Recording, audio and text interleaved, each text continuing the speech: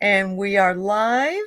Hello, everybody. Helen's hiding behind the shortest book she's read in months. I was telling Allie how delighted I was when the book came out. So thin. Yay. Yay! So, those of you who don't know Helen, this is the Irish Granny. She has her own wonderful channel and she reads and talks about lots and lots of books. And has authors come on and has great chats. Just amazing. And I've wanted to do a show with her on a book. We've done other shows together and we've had a lot of fun.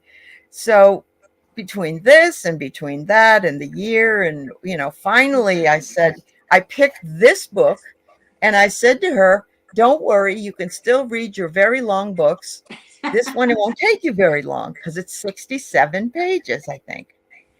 And so when she got it, she was still surprised, but it's 67 pages. Yeah.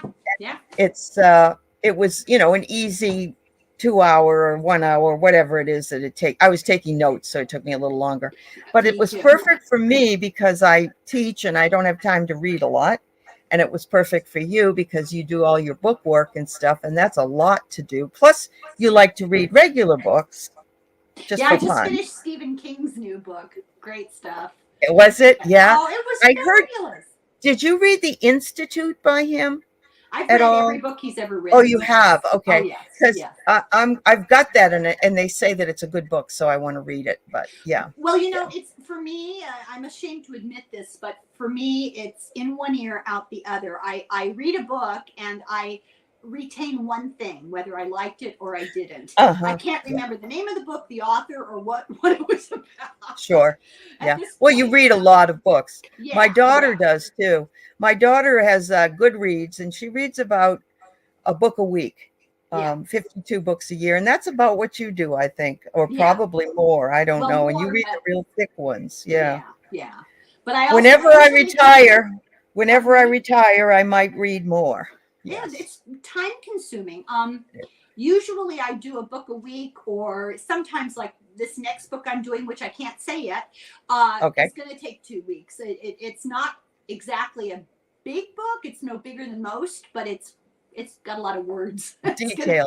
I have over 200 pages of notes, so it's going to. Oh my Lord! Yeah. Understood. It's the note. Well, it's the note. Yeah, it's the note taking, and we do it longhand, and that we retain it better that way. So that was one of the reasons I wanted to choose this book, because it was short for both of us, but also because I consider myself to be is it a phenologist, or I think that's the word. The word is thanatologist, I believe. Yeah, it has to do with the study of death. Great. And I've always been interested in talking about grief, the study of death, stories that surround death, because I believe that we are told right from the get-go that it's something you're not supposed to talk about, and that it's scary and it's frightening, and and I try to get my college students at 15 to 16 years old, because they're running start students, I get them to talk about it, because they're going to be losing their grandparents. They're going to be losing people in their lives. So that was another impetus for picking this book, because it has nothing to do with me losing anybody in particular this year or whatever, but they say that each loss that we do have accumulates on the next loss. So you're not only mourning the loss of somebody, you're mourning the loss of everybody you've ever lost. It's like pulling off a scab. Yeah. You heal, but then it reopens the wound. Right. Then you rub up against something and the scab breaks too early and starts bleeding again. Yeah, absolutely. I love that. That's a great metaphor. So graphic. It's great. I know. There we go.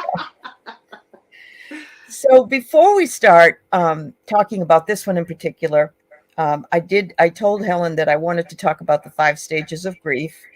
And I'm hearing now that there's actually a newer stages of grief list, but this is from the Elizabeth Kubler-Ross example, and it starts with denial, of course, because we We don't want to believe that that this happened to us. And I did see all of these in here, all of these stages of grief that this particular girl was going through. There's anger, there's bargaining, depression, and then acceptance finally. That's the one I couldn't remember. Depression.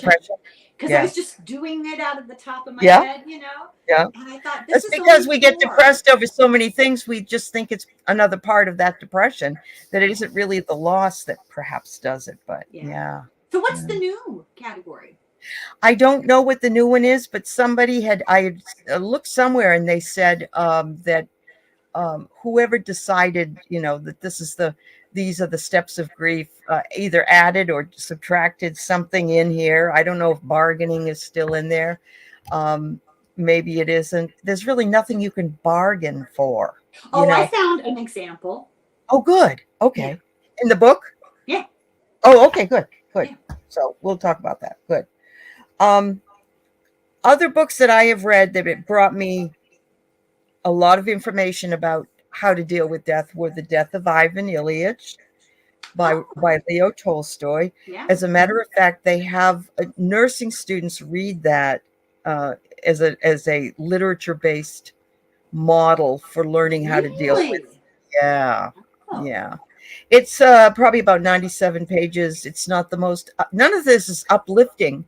I mean, it isn't like, it's like saying, oh, everybody needs to run out and watch Schindler's List 3 times. We see it once. That's the only time we need to see it, It's not uplifting information, but it isn't important. It is important, I believe, information. So, my favorite book, Man's Search for Meaning by Viktor Frankl. Oh, one I have it. Do I have it right here? You probably do. It's in one of these piles. Yeah, it's over there. So, yeah, I love the book. It's depressing, of course, but he talks about how to move through grief in a concentration camp and how he had to deal with all of that. So that's another one. And then Tuesdays with Morrie by Mitch Albom. Isn't that a movie? It turned into a movie later, but yes, it started out as a book. Yeah. It's a book about a man's reconnection with his college professor who has Lou Gehrig's, and he would go every Tuesday to talk to him about life, basically. So a lot of times it's only when we're facing death that we feel comfortable enough to talk about what we feel about life as well.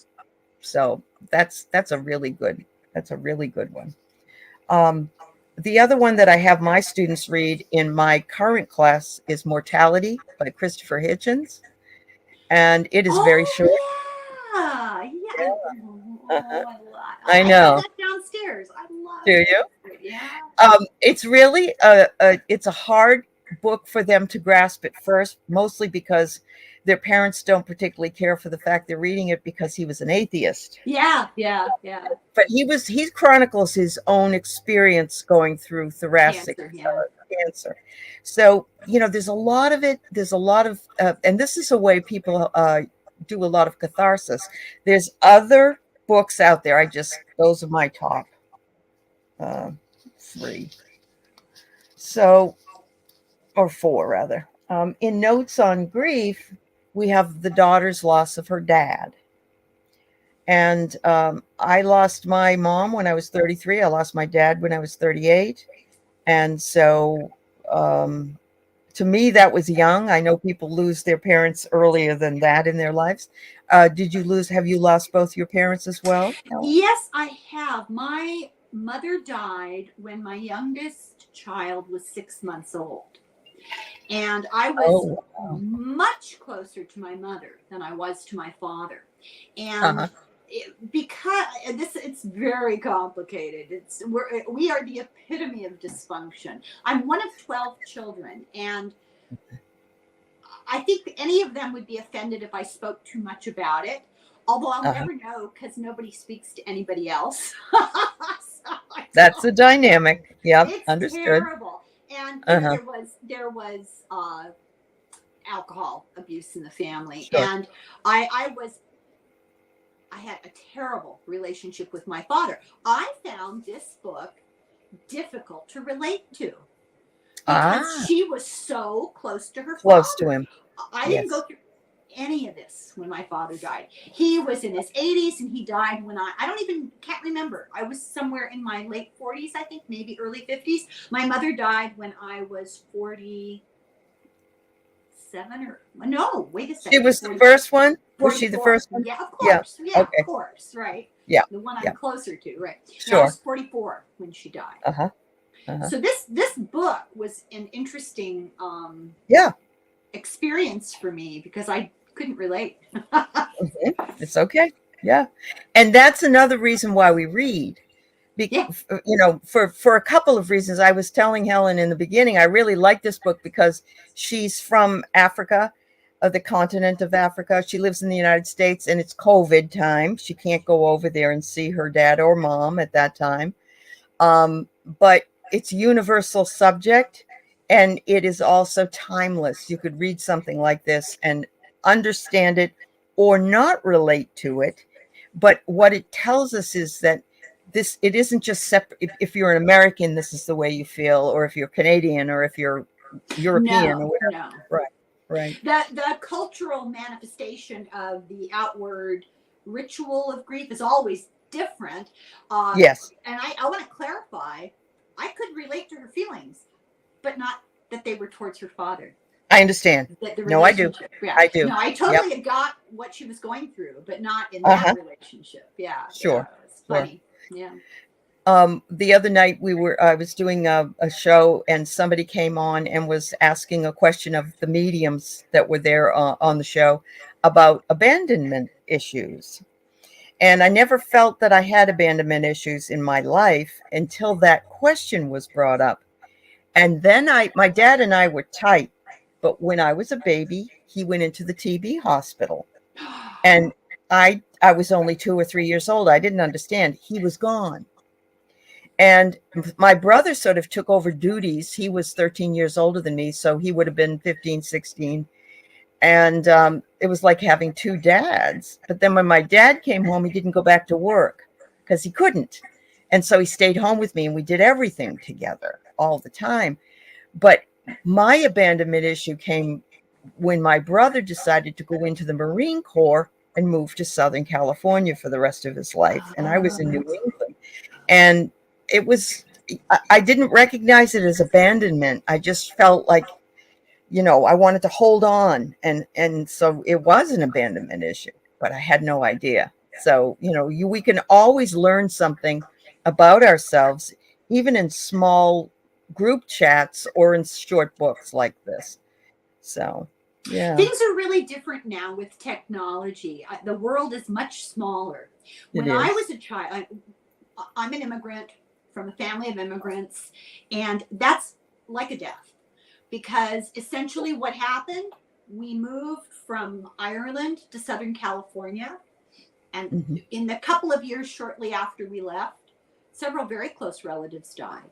Well, there was no just jumping on a plane and going, There was no closure. We came on a two-prop plane across the Atlantic, and I think about that, I just, oh God. Oh my goodness. You're lucky to be here. Yeah. I know. Well, at least we didn't have to come in steerage.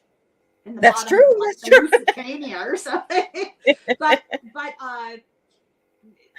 there are ways to stay connected now, and so immigrating is no longer the kind of loss that it might have been 100 years ago. Well, I'm not quite that old, but 60 years ago. Yeah. Right.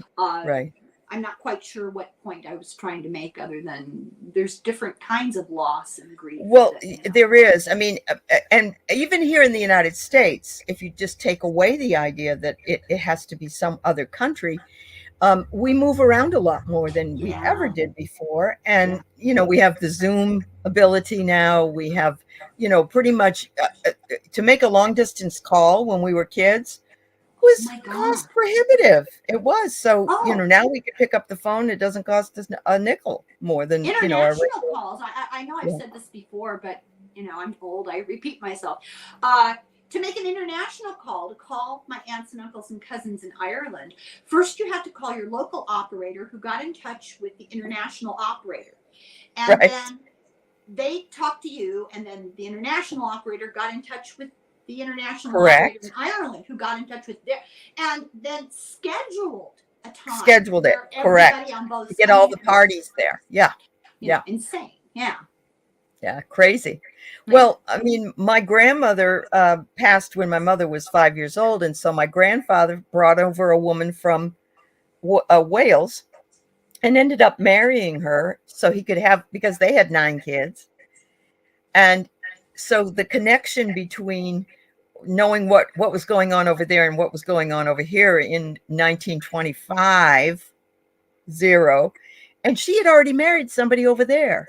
And so she committed bigamy, and he didn't even know it. No one knew it, and they sent her back. Yeah. Oh my God. Yeah, you can get away with more. Yeah, you can. But my mother was double devastated. She lost her mother, then she loses her stepmother, and so there's that abandonment. But anyway, yeah, it's very, very difficult. So these are the issues that I believe people don't want to stay away from because it's painful. Nobody really wants to look that deeply into it or to work through it because it is so painful. So we kind of flop around in life at times because we haven't taken care of ourselves in order to heal that wound and to move on and feel better about life, Well, there's so much fear. I think most people are afraid, and I would include myself until fairly recently, really afraid of dying. I quote, God forgive me for this, but I always quote Woody Allen. He said, I'm not afraid to die. I just don't want to be there when it happens. I know, yeah. But absolutely. They've been sold. I mean, sold the bill of goods. Religion has terrified people, thinking that they're going to roast in hell or what, of the devil, whatever. And keeping the fear there is controlling for folks. Yes. Yeah. So wow. No, and it's like when people were talking about even having an illness. It isn't that I can't deal with the illness, but I don't want to at the end be in a lot of pain. I'd rather go before all the pain. People will say that too, because we don't want pain. We get up and get an aspirin or whatever we can to take care of any pain we can do, but that isn't always. That just is like a Band-Aid, another Band-Aid that we're talking about. Recently did a book on somebody channeling basically Nostradamus and him clarifying. It was really interesting. The premise of the book is that he was still alive when these conversations were held through a hypnotic subject. And he, back in the 1500s, was sitting down going, let me get in touch with somebody in the future to clarify because they're messing up my writing. And he did all of his they're called quatrains, clarified all of them. Yeah. And one of the things that he talks about is the pain issue. He believes that you don't have to feel pain. It's the fear of pain and the resistance to pain. He was all about energetic healing. And I don't know, coming from a medical background, I have to really give a lot of leeway to a lot of that stuff, Sure. But having gone through birth, giving birth, I actually believe there's some legitimacy to that because, we were all hippies. It was all about, natural childbirth at home. Right. And all the Lamaze and breathing. Yeah. No drugs. That's right. Too bad. Too late. Yeah. Well, in the Death of Ivan Illich, the character Ivan, the first chapter he's already dead, so there's no you know what I mean. It's not like he's going to miraculously be relieved of it. He dies. You're reading about it in the first chapter and how the people don't want to go to the funeral and it smells funny and they don't know what to say, and we still feel that way in the in the world. A lot of people do, but there is a part in there where he finally releases his attachment to life, let's say, and he sees himself falling into this big black sack, and then the light is at the end of that, and it's like coming out and being born again through the womb. Well, it's like a near-death experience too, though. It is. Yeah. It is. Isn't that interesting? And so it's like the death. It's like the birth of death instead of the birth of life. It's the birth of death, and it's going to a better, better place. I'm going to have to read this. I think I read it when I was probably about 14. Oh, you probably did. Meaningless, Yeah. But this description is what people go through in near-death experiences, and my understanding from the other stuff that I've read is that there's a point past which you can't return, but the experience of death is the same until you get to that point, and then you either go forward or you go backward. So though he's talking as a person who has died, it would resemble a near-death experience up until that border between that point. And dead. Right. Wow. Very interesting. Well, there's other books too that I didn't mention, like The Year of Magical Thinking by Joan Didion. There's another. There's another one. Yeah. I read Motherless Daughters when my mom passed by Hope Edelman. Then it came out the year she died, and it was very helpful for me to read that. That was fortuitous. Yeah. But some books serve as a catharsis for the writer or a way of making sense of the loss that they have. Well, this book. Yeah, this definitely did serve that, even though the last line in this book really I think it was the last line that she says in the book, made me wonder where she was on her journey, because she said, I'm writing about my father in the past tense. I can't believe I'm writing about my father in the past tense. So to me, she was still sort of stuck in, some of that grief and working through it, even though she writes all the things that she writes. Well, Kubler-Ross says, these are the stages, but they can happen simultaneously. They can happen out of order, and they can recur until you eventually get past it. So there's never you don't get to a point where you say, well, now I'm out of denial. Now it's time for depression. No, it doesn't work. Really, yeah. And I don't know that you ever get over it anyway. I just think you just have to move on, and you have your days when you're thinking about it and you're very sad. I know at the holidays at times, or if I hear songs or food my mother liked to cook or whatever it was, that it's always there, but it's not as raw. It's not as raw. That term closure is such nonsense. It's a completely meaningless word, because the implication is you get over it and you move on. And if you get over the death of a loved one, how beloved were they? I know. I still have a problem with my animals when I lose them. I was thinking the same thing. Yeah, I do. Yeah. For years. Yes. I know. A picture will come up, let's say, on in my feed, and I'm like, oh, and yet that doesn't make me stop getting animals, because they bring so much joy.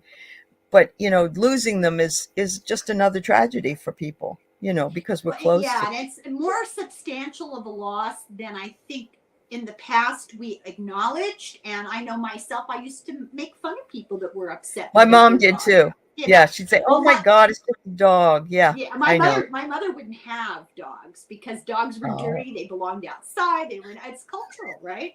Sure. And so it took a long time for me to warm up to the notion at all. And then people who went into mourning over a pet, come on. Yeah. And hopefully a little more enlightened at this point.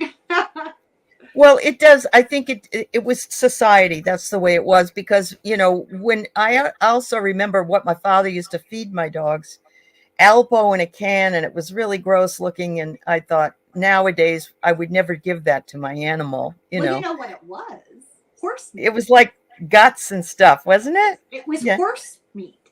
They had places where when you got sick of your horse, they turned it into glue and dog food. Dog food, yeah. Which shows you how we treated all animals. Yep. And you wonder why they ended up, a lot of them, with cancer at the time, because they were probably eating the disease. I don't know. Oh, stop. I know. So this particular story is a book about the 2020 death of her dad, who is far away, and she can't go there because of COVID lockdown. And I also wondered so many times during COVID lockdown, how many books would be coming out. And Yeah. maybe there are some. I have not There are. seen them. There are? Okay. Yeah. Yeah. Yeah. Okay. Yeah, so she's got her siblings all over the world. And then when she finally hears that he passed, which was a surprise, she says, "Don't tell anyone, because if we tell people, then it becomes true." So there's your denial right away. She's a beautiful writer. I love her use of words. She talked about grief being a cruel education. I just Yes. thought such a good way to put it. Perfect. And the Yes. whole topic of people avoiding the topic of grief or death or Right. illness is Yep. becoming less something I can relate to as Mm-hmm. time goes by, because Mm-hmm. I'm evolving my, how do I put this? That sounds really grand. I'm trying to readjust my mind and look at it from a different point of view. Looking at, yeah, that's it. Lesson. We're here to learn lessons. This is just one of the harder lessons. And if you Yes. deny looking at it, you refuse to deal with it, you're going to be forced to come back. Did we talk? I know. We did. Yeah. Don't want that. Yeah. But people don't know what to say. They make glib comments like, "Oh, you'll be fine," or "You'll get over it," or "He's in a better place, she's in a better place," which is really because they don't feel comfortable talking about it more than anything. But then there are people that are always outgoing, and there are people that are always not outgoing. And so it depends on who you're talking to. For me, I got up and did the eulogy at my father's funeral, and I ended up singing at my mother's funeral. And it was like, I'm in charge of this whole production because they're the only parents I'll ever have. And that's how I did things. Doesn't mean it's right for everybody, because I know it's not, Well, I think you appear to me to be the sort of person who wants to face life head on, and you're less likely to be avoidant. Mm-hmm. And you want it, and it may not be true of every situation, but yeah, mostly true. Yes, I'll get through whatever I have to get through, and then I fall apart later. That's kind of well, it's a lot like giving birth, isn't it? I mean, there are a lot of women who just knock me out, cut the baby out of me. I just don't want to even deal with it. A very foreign concept to me, but it's legitimate to whatever their situation is. Sure. Foreign to me completely. Yeah. So I'm not saying there's a way that anybody has to particularly grieve or that, because that would be silly. But I think it's so important to talk about and how we say, "Oh God, I got to go to a funeral. I got to, I don't know what am I going to say? What am I going to do?" And I remember the glib comment that was given to me was, "You'll be okay," or "You'll be all right. You'll be all right." And it's like, I know I will be, but please don't. Right now, I don't need to hear that. Minimizes your feelings at the moment. Feelings. Well, that's the anger, right? That's one of the stages of grief, is the anger. And she talks about this. She talks about the falsity of the platitudes that came out. Things like in her culture, they rely on that. You have to move forward. What else did they say? Oh, he was 88 after all. Yeah. It doesn't, you knew it was coming. That was the other one. Well, you knew it was coming. Yeah. So I always say I've gotten to the point now where when I die, nobody is going to be able to say, "Isn't it tragic she died so young?" Well, they talk about a demise, euphemism. Sure. I hate it. Rankles me when people say, "Well, he passed." He passed what? I know. Well, when I worked at the hospital, you couldn't even say any of that. You had to say they expired, like a credit card. Yeah. Isn't that awful? Half and half. Yeah. Oh my God. It's awful. And so she did express, that was the stages of anger coming out. She got angry that they wanted her to look at him on Zoom. They wanted to put his body, camera, and she said, "Oh, I don't want to see that." No, thank you. Or what rankled her also rankled me was, she said there were people older than him that came to the funeral. But for me, it was like I was in the mall and I would see young girls that were my age, like 33, 34, yelling at their moms, treating them like crap. And I'm like, my mom's dead. I can't do that. Why do they're not worth It's not I remember fair. feeling that way. I was so angry. Yeah. Yes. Yes. Yep. Yep. So the Very denial part, the denial and the anger kind of went back and forth a lot for her, a lot. It did. And It I did. think that's what you see in that last sentence where she can't believe she's using the past tense. Right. It's such denial.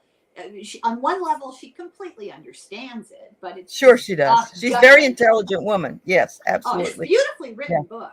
Yeah. Beautiful. Yep. Yeah. It is funny. And that only tells me that at the end, she's still processing. And this is a process.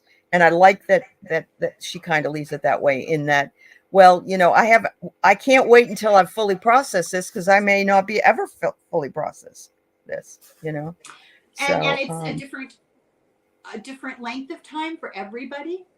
I don't think it ever fully ends for anybody, but the acute period of it, there's no right or wrong length of time. Correct. And it brings me back to the idea of people who had to say goodbye to their loved ones on FaceTime, and and in the hospitals, and awful. It was horrible. And awful. And the grief that there was no way, and I felt bad for the hospital workers, because the processing of these people that they cared for, even though they weren't their relatives or anything, every day, so many losses, that wears down on you. I think that we're too close to the event, but I think in years to come, we're going to begin to understand the PTSD, the trauma that we all experienced. And for some people, it comes from a direct experience like that of daily deaths. And I used to work in a nursing home, and a lot of those elderly people rarely get visits.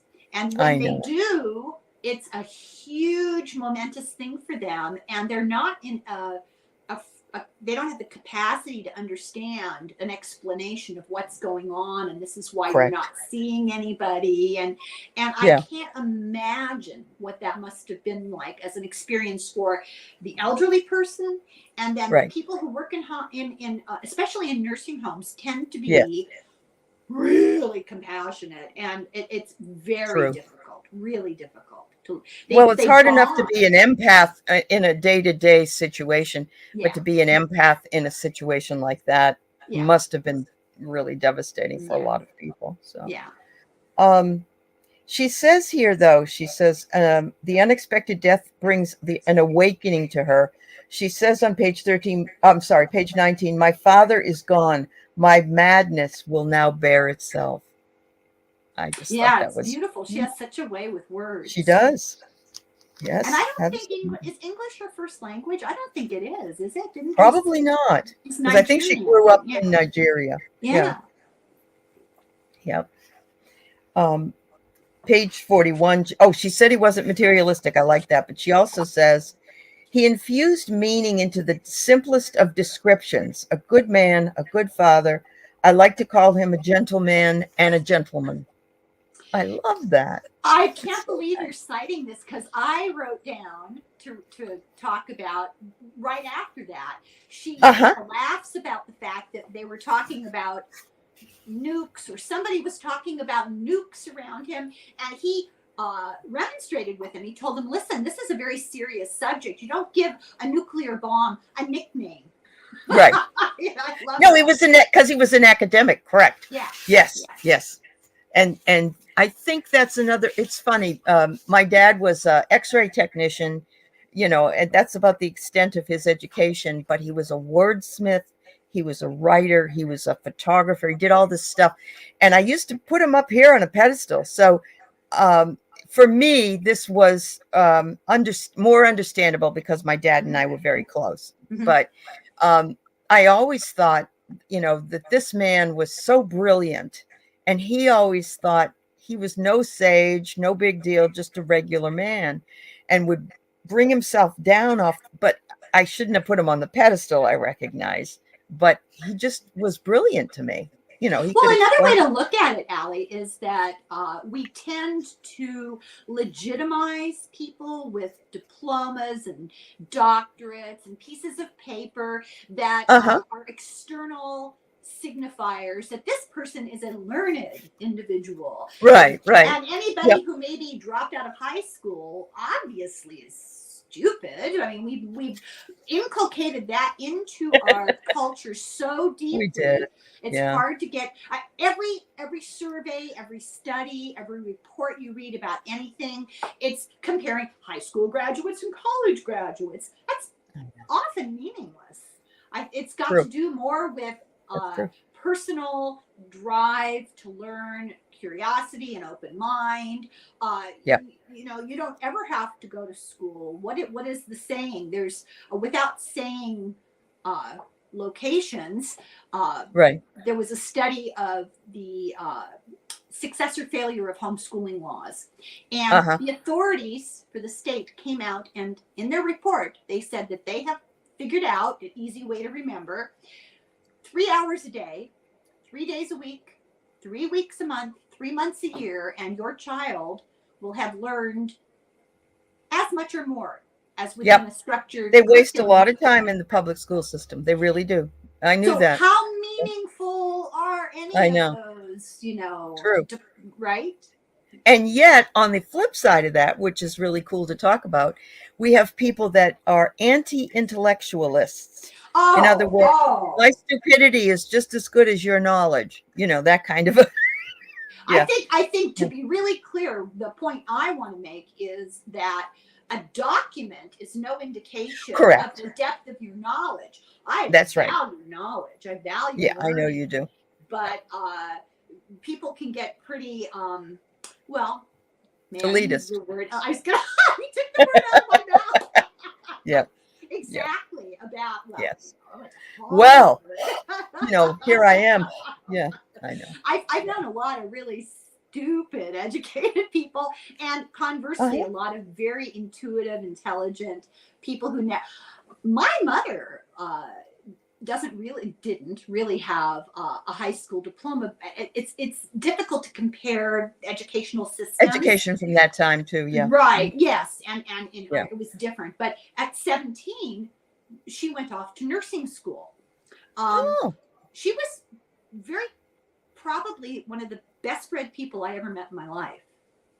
Here I am in college, all full of myself, and I throw out some really esoteric thing we'd read, and she knew all about it, and knew who wrote it, and when it was written. That's pretty cool. awe-inspiring, Yeah, it is. It is. We at least in our generation, I don't know that all of us, there was that generation gap BS that was floating around, and I think sometimes we just thought our parents were totally clueless, and you know, they really weren't. Yeah. No. I know. No. I know. I do. And like I always tell my kids, isn't it incredible how much more intelligent I've gotten as you've gotten older? And the same thing, actually, it's interesting that my daughter came home from college after her first couple of years, and she looked at me and she said, you know, Mom, you were right about an awful lot of things, you know. And I was like, be still my heart, really. At least I got that, you know, at least I eventually got that. The world to hear. And of course, the most satisfying thing to be able to say, I told you so. And I said, well, you know, I've been around a while, you know, but you mellow with age, you know, and they mature, thank God. Let's see. It says here, no one sees the benefit in a death of a loved one. Age is irrelevant in grief. And you should just find peace in your memories. I like that. And let me talk about the bargaining thing. Yes. Before we get down. Yep. Because everybody does it. I mean, I hear almost everybody talking about someone they've lost, and they say exactly the same thing. I thought it was so interesting. Mm-hmm. If I could only have one more day. Yes. She did say that, you know. Yep. If I could only go back in time to the day before he died. And right. Yep. One more day with him. Yeah. I remember my dad writing me a letter that was in his safe deposit box, and I read after he was gone. And one of the first things he said was, I don't want you thinking that we needed any more time than we had. and that we always told each other we loved each other, and we meant it, and we did all we could do for this life. And I want you not to feel guilty or bad, or I like the bargaining idea is what you're mentioning, because there's no going back. You can't change it. And we had a good time together, you know. What a beautiful gift. It was. And he could write so magnificently. Oh, Yeah. that's so moving. Oh It my was God. moving. Yeah. It was How very. lucky for you too, though. Didn't what did that do for you when you read that? It, you know, the sad part is that he didn't leave any messages for my brothers in there, and I was the baby, and I was the only girl, and I knew that he felt the same way, similar way. Not they didn't keep in touch with him like I did. I was always there, but I felt seen and understood. That's what one of the things that I think I felt. I agreed with him. I thought, you're right. There's not any more we could have really done. We did what we could. We took best advantage of the time we had when we had it together. So yeah, felt I was very fortunate. It almost sounds like maybe you feel a little guilty that they didn't get something similar. Did they impose that sense on you, or? No, they didn't. Of course, there's always the argument about who's going to get what. And it ended up where my younger brother and I didn't, my middle brother, didn't talk for 14 years. And now we do. We mended that fence, but they moved away, and they never called, and they never came home very much. And when they did come home, they spent time with their friends and doing this and that. And I was always checking in on Dad once a week, writing him letters, had him come stay with us for a while. He was, I don't know. I get the sense, I think that's why I like this. And I didn't even know that was going to be part of this before I read it. But I think I really related to the way she said she and Dad used to hang out together. And then she says, one of the things that he did was stand in front of the television, his code for "you all need to stop talking," watching Rachel Maddow. And I could see my dad going, okay, Walter Cronkite's on, or David Huntley, or, you know, whatever it was. And you have to be quiet. And during the weather, you have to be quiet. And everybody obeyed, you know. I think I'm going to do a little armchair psychiatry because, you know, I've got my certificate back here somewhere. Your brothers were older when your dad went away to the tuberculosis. They may have gone through their grief and separation. Yeah. Then, you know. They could have. And it negatively affected their relationship. It caused a distance. There was a totally different, it's like he was a different father to them, too. You're always a different parent to each of your children. It's so remarkable. If you ask my oldest and my youngest, boy, I'm a totally different person according to them. Yeah. Yep. And for him, he was, busy man working. It was during the 50s, and he would go to the Grange meeting or something like that. And they thought he was going to a meeting, with the Communist Party or whatever it was, because that was going on with McCarthyism and everything at the time. And your brothers, my brothers did. They're like, wow, what's Dad going to? And of course he wasn't going to anything bad. He was just going to a like a Grange Hall meeting. But and he was also in the reserves, and so he'd have to go to that and things like that. But yeah, I'm sure. And Dad couldn't breathe, and so he couldn't go take him camping and fishing and all that crap that all their friends did. So yeah, I think there was just a totally different relationship. And also Dad was in his almost 40 when I came along. So that's a different age than 22, So yeah, isn't that interesting? You're much more mellow. I remember when my oldest was little, took dancing classes. She was Pavlova, and all, hovering mothers with their little dogs. Oh, yeah. Everybody is Shirley Temple, right? Sure. And by the time my youngest was taking dancing classes, I'd go in there, drop her off, and head out for a coffee. I don't blame you. Yeah. Well, we didn't know how to parent the first time. We really didn't know how to be a parent, because you have to learn, the first and then one's an experiment. Yes. You're my experiment. It That's explains right. a lot. You're the spoiled brat. You're the youngest. Really? So jealous. So jealous. So what have we got here for the other stages? There's a few things. I wrote down notes, but I ended up writing practically another book here. It's crazy. It was so beautiful. And her way with words was so beautiful. It was beautiful. Let me see. She rummaged in her study for the old letters he sent her. There's an intense pathos to look at his handwriting. I don't know. Have you done that with your mother's handwriting? Yeah. My mother learned to write in Gaelic, and Gaelic had its own alphabet.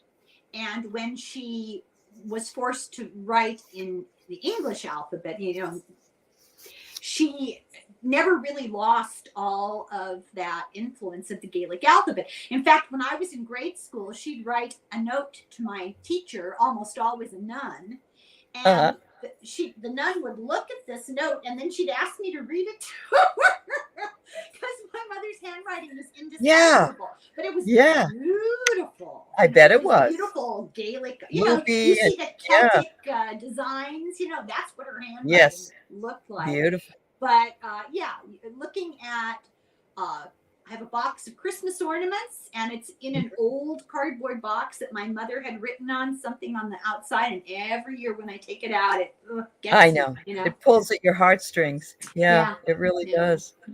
She says about the grief. Now, this is the part that I really couldn't relate to, at least in this situation. Okay. That grief was put on for her like a new skin. It was a physical experience, like there were scales on her eyes, and she describes it with all these physical symptoms. Wow.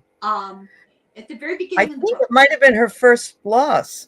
Are you feeling that? Maybe? Yeah, because I really couldn't relate to that. Yeah. I mean, I could relate to crying. She talked about just for the longest time, anything would set her off.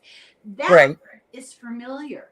But the sense that her body was foreign and that everything felt, the surface of her skin and it all felt different to her. That's some serious grief. That is serious grief. Yeah. Yes. And what was he? He was sick, and then they thought he was going to be fine, and they'll have another Zoom meeting, and then she gets the call he's gone. So I think there was no real expectation that this was something imminent. I think that might have been part of it, that she thought she had more time. Did you catch where she talks about the fact that for a couple of nights before he died, she couldn't sleep, she felt nervous, she paced the house, something was off, and she didn't know what it was. They had a real psychic connection. They did. Yeah. They did. Yes, absolutely. She says also, because her father's an academic, she says, he says that we never should stop learning. And that's one of my very important things to say to anybody. And it doesn't mean you have to go to college to learn, but just continue like you do with your books and like our discussions, just hammering through thoughts and feelings and ideas that we might not have ever done before. And I love that part of it.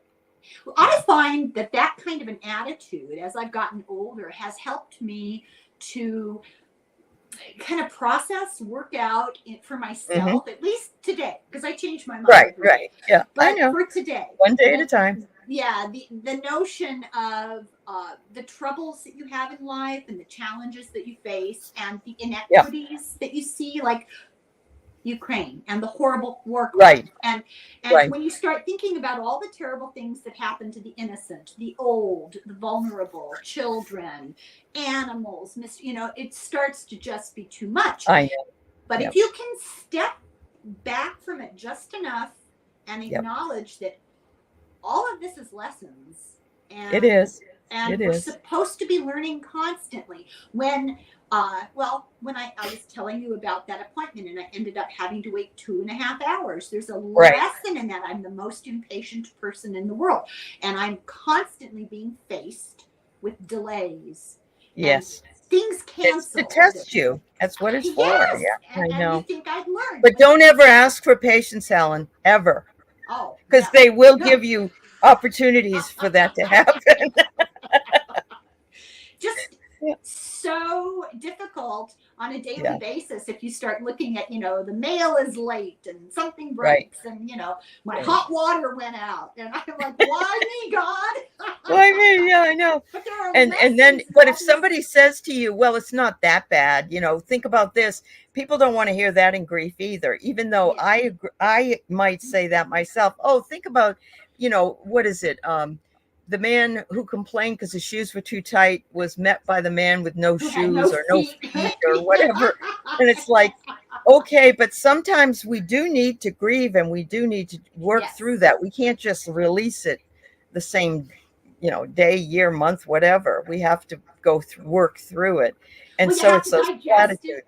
Process it, work through, and it has to be in the context of your own life experience. And frankly, your own karma. You bring stuff into this world and you have lessons that you better be prepared for, because that's why you're here. And I try to tell people this all the time because I'm trying to convince myself that what we're seeing today, current events, let's just call it current events. Current events. What I believe today, will I believe it tomorrow? I don't know. We chose to be here because we did. I do agree with that. The particular lesson. And so rather than fight against it, what is it? Fight against the dying of the lives of Dylan. Yes. Instead of that, we should be,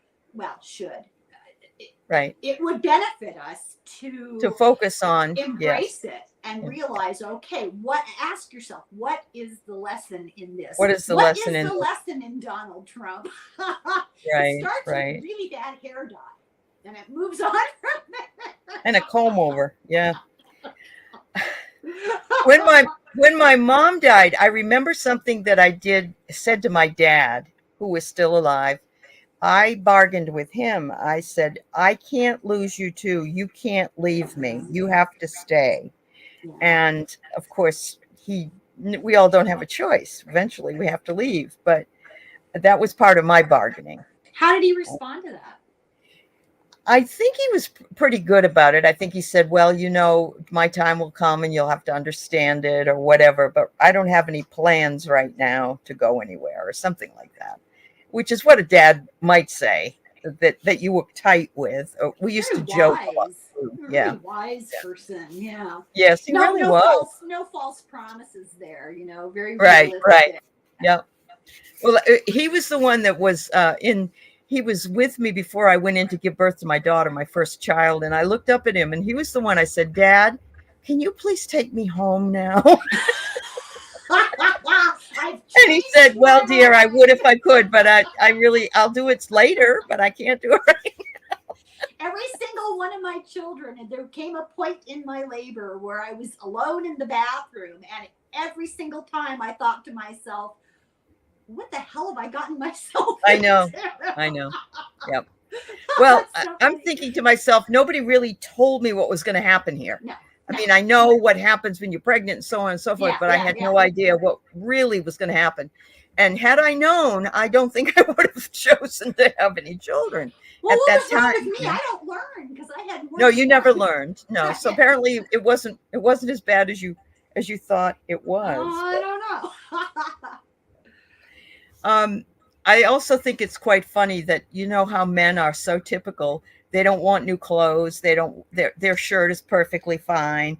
And she said her father had shoes from the 70s and the 50s and shirts. And he said, this is fine. I don't need new ones.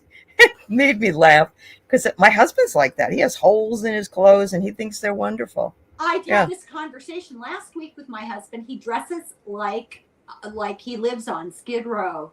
We're not going anywhere.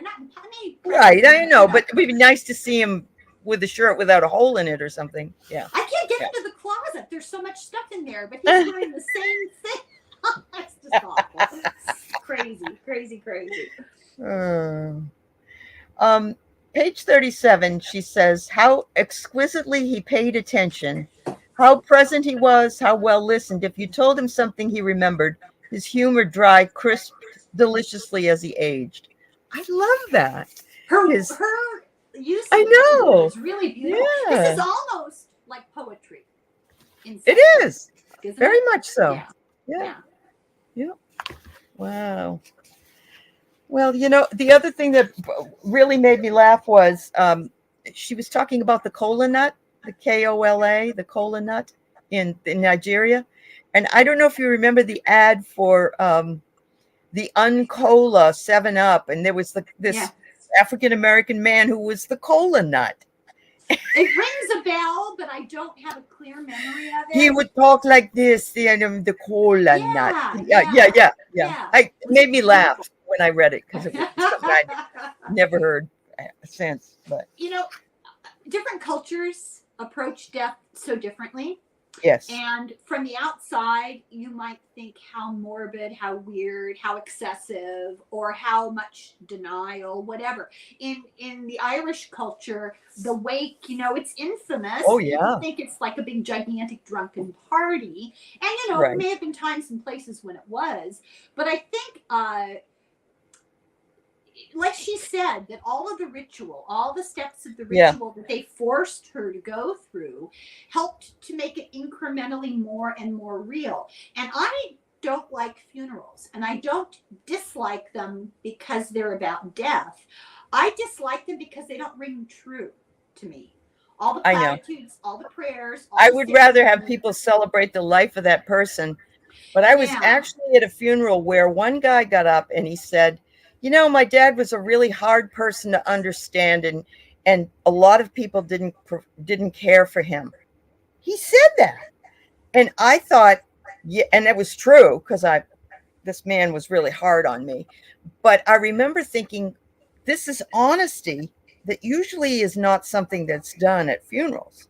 You're right. People are afraid to speak the truth about the dead because I think they're afraid they're going to come back and get them, Well, that's very possible. Yeah.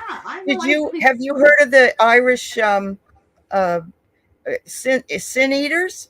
Do you remember hearing about that? Yeah, there was a short story, right? I thought it was true. It's not true that they don't do that? Not my family. They're too busy praying. Not your family. Okay. It's all about, Yeah. But this was like the person's laid out and there's all this different food all around the person, not on them or anything, but and they bring in some poor guy who is starving and he's to come in and eat the food, and then that takes away the sin of the dead person. I think, that's old. Do you know what I mean? I think now it's kind of morphed into a gigantic party. Yes. Not a festival, not a upbeat party, but a gathering.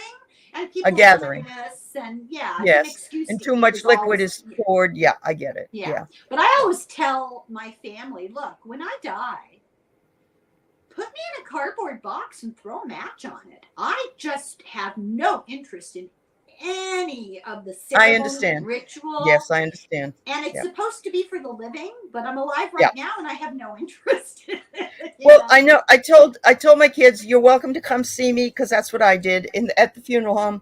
But I want to be cremated, and I don't want anybody coming and looking at me laying out there. That's not my interest. Bizarre, Just get rid of me, and and if you want the ashes, put them somewhere, throw them somewhere, whatever you want to do. But that's fairly a new thing compared to when we were growing up in the 60s and 70s, where you didn't do that. There wasn't many people that did that, I don't believe. Well, cremation was against the rules in the Catholic Church. Catholic Church, yes. Yeah. True. So I never knew anybody who was cremated. Oh, sure. Yeah. At all. And I know. Or divorced. I know somebody who was divorced. Oh, okay.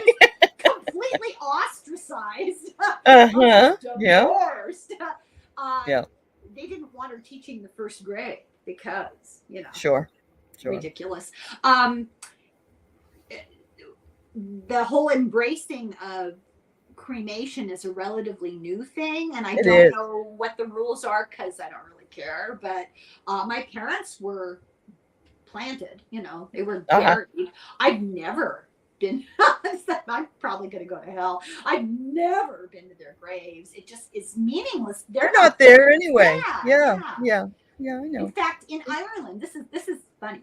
I've been back a few times, and I'm pretty close to one cousin, and associated with a number of other relatives quite a bit. But this close cousin is a lovely person. He says, let's stop on the way home. I don't know where we were out for the day. He goes, let's stop on the way home at the graveyard.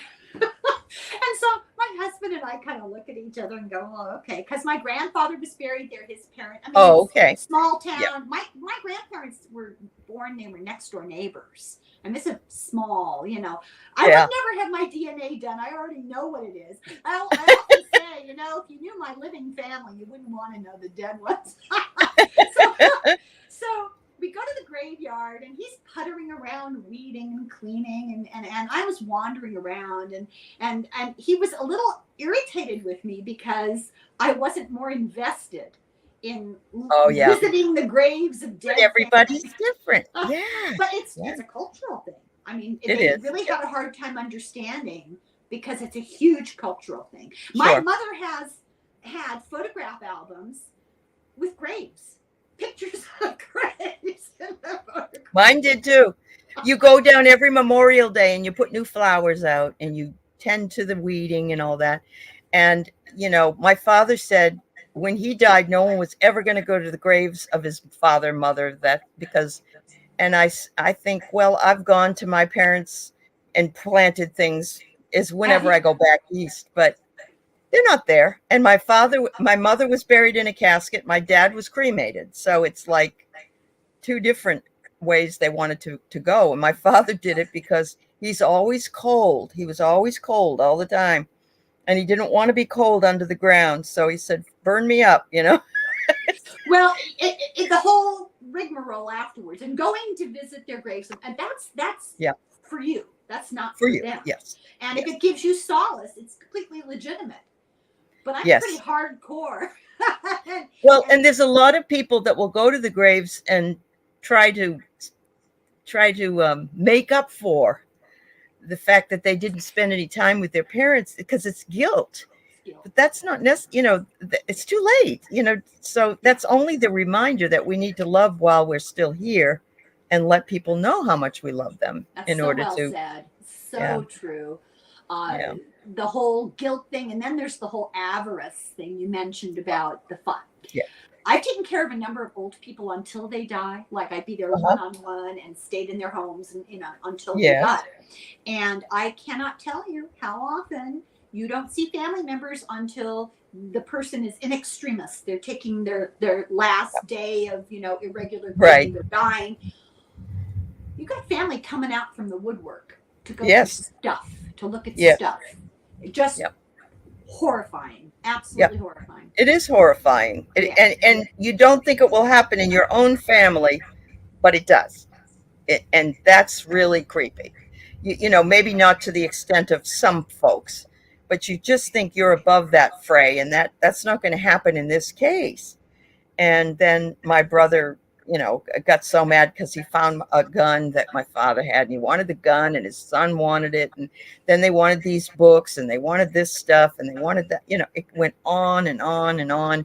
And I wonder if that's really going to actually continue to the same extent, because this generation of young people, I don't know, is it Gen Z? They don't want any of our shit. I have taken pictures and said, I will give it to you now. Put your name on it. Do you want this Irish teapot? Do you want this book, or piece of furniture or whatever? And they have zero interest, which is a good thing, I think. Except I think you're right. I know. But I remember telling my daughter there are certain things that you need to not just throw away, give away. Some of them are worth money and you should sell them. Like I have leather journals and things like that could be, you could get some money for, But, I remember my father and mother saying that they hated it when his father died, because there was all these uniforms and all these medals and all this stuff. And they just took it and threw it all away. They were in a hurry. So, so I don't know. It's just stuff. It's just stuff. This one little old lady I took care of, she had exquisite taste. Now, this is somebody from a farm in North Dakota who had very little education.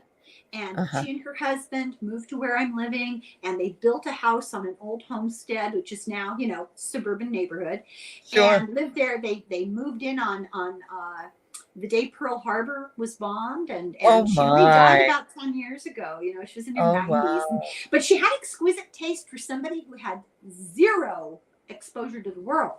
She collected crystal, and she collected hats. Really? She has a drawer full of those Vera. Do you remember Vera, the print from the 60s? Yeah, Vera Bradley. Yeah. Vera scarves, originals. And I mean, she just had stuff, endless stuff.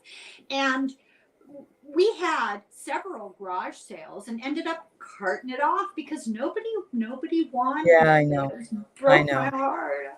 But it is just stuff. I told my kids, I will come back and haunt you if you give my books to Salvation Army. You know, Goodwill. I will come back and haunt you. Yeah. So if you sell them, that's okay. But if you just dump them in the back end of Goodwill, I know. No, I'm coming back to haunt you. You think The Exorcist? Or that beautiful harp behind you. If you don't take care of that beautiful harp behind you, they just give it away. Then that would be a travesty. That's my daughter's harp. Okay, so go to her anyway. Okay. I don't play the harp. Yeah, that was her first harp. She plays a what's it called? A concert harp. It's big. Beautiful. We won't even talk about that life investment. Sure. And she's back playing it now as an adult. Oh, isn't that wonderful? It really is. It does my heart good. I bet it does. And it's so beautiful. She knows I have this sitting here. She probably would like it, except that they don't want anything because they're all living in apartments and they don't. Sure. Yeah. I'll just leave it there at your house for now, Mom. Yeah. You store it. You know how I look at it? I'm like, I'll be dead. I don't care.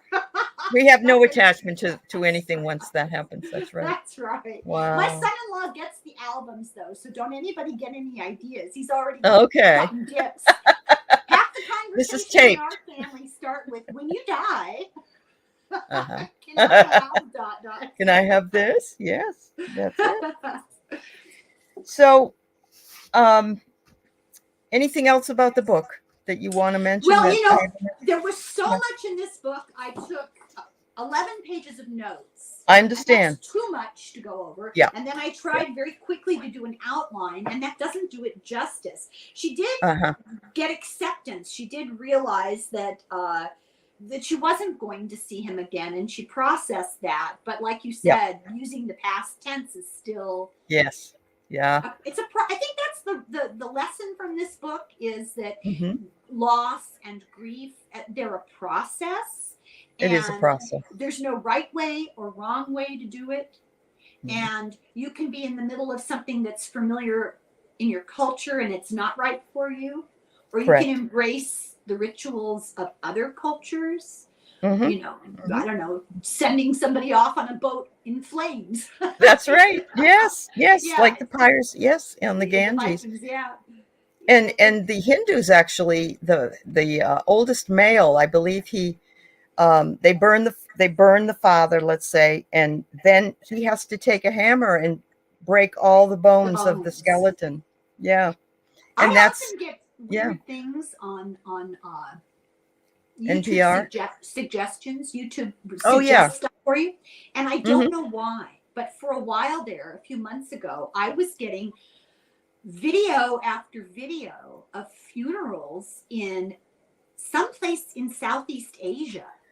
Thailand or something. Yeah. I don't remember. I want to say like Malaysia, Sri Lanka. I mean, I don't know. But very modern looking place. Right. But in the parking lot, they'd set up a pyre of wood in grids. Yes. And videotape the whole immolation. The whole thing. And it was all on video for YouTube. And I don't know why I was getting them, but I was a little horrified. I knew that was done, but watching it happen is not fun. It is. It's not, disturbing. Yeah. Because we're not used to that. Yeah. Wow. But I also think, pumping somebody's veins full of latex and putting makeup on them and setting them up to be looked at is really weird. Yeah, it really bothers me a lot. My mother did not want that, and I remember she just did not want anything like that. And then when she was finally buried, we buried her. The guy said, "What do you want me to do with her false teeth?" Well, oh my God, she would have been mortified that she was in front of all those people at her funeral with no teeth in her mouth. I know. I'm sorry, I know it's not. It was my father and I went, what? It was so awful. And I could see my mother going, oh, you guys, come on. Well, my worst nightmare. I hope you get solace from the knowledge that she was Yes. off. She was off doing other things. That's right. That's right. Well, I know this year when I turned 67 in September, I thought I have now lived longer without my mother than I lived with my mother, because I was 33 and then she's been gone 34 years now.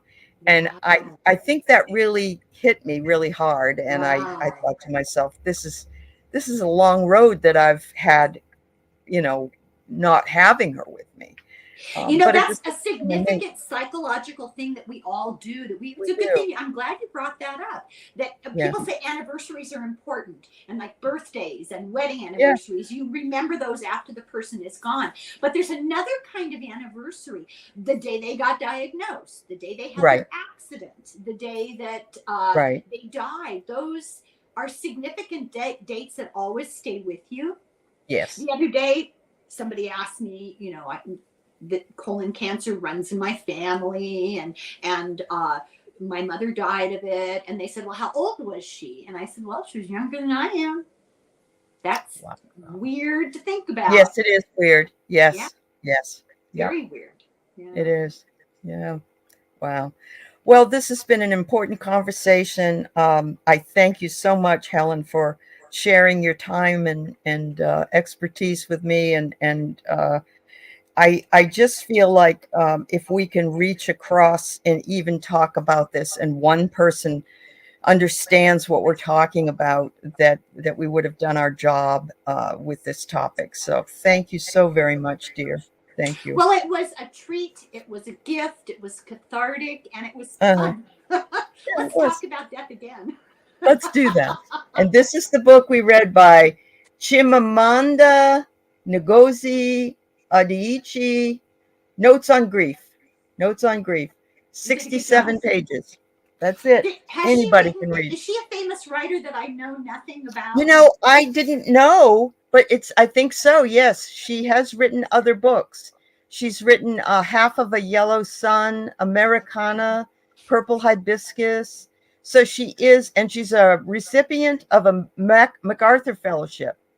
And so she is a writer. And FYI, not that it matters, but it just seems really unfair. She's beautiful. She is very beautiful. She's beautiful. Picture in the back. Yeah. The picture in the back. She's a gorgeous she's beautiful. lady. She's a gifted writer. She is. And she has such a talent for expressing feelings in a poetic way. She's eloquent with her writing. Yeah, very definitely. Yeah. So. I can't even talk.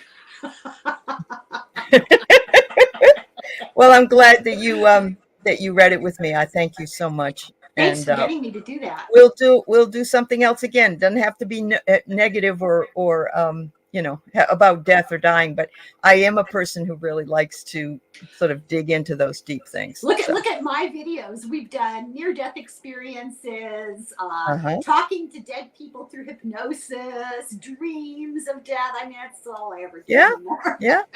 Plus a lot of other great books that you have read, and thick books that you have read.